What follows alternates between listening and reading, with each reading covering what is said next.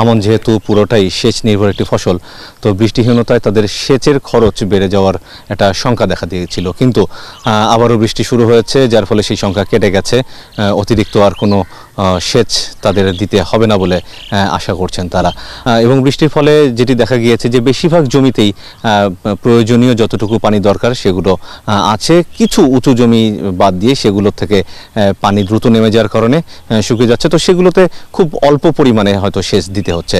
কৃষি বিভাগ বলছে যে পরিমাণে বৃষ্টি হচ্ছে তাতে করে আলাদা করে সেচ দেওয়ার প্রয়োজন পড়বে না, যদি না একেবারেই খরার দিকে বা অনাবৃষ্টির দিকে চলে যায় এই অবস্থায়।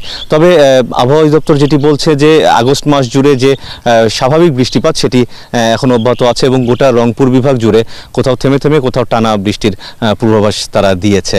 জানিয়ে রাখি যে রংপুর বিভাগের দুই কৃষি অঞ্চল রংপুর এবং দিনাজপুর, দুই অঞ্চল মিলিয়ে 11,18,000 হেক্টরের বেশি জমিতে এবার আমন চাষের লক্ষ্যমাত্রা ধরা হয়েছে এবং বেশিরভাগ জমিতেই আমনের চারা রোপণের যে কাজ সেটি প্রায় শেষ হয়ে গেছে। তো এই ছিল আমার কাছে আমন আবাদ নিয়ে সবশেষ অবস্থা।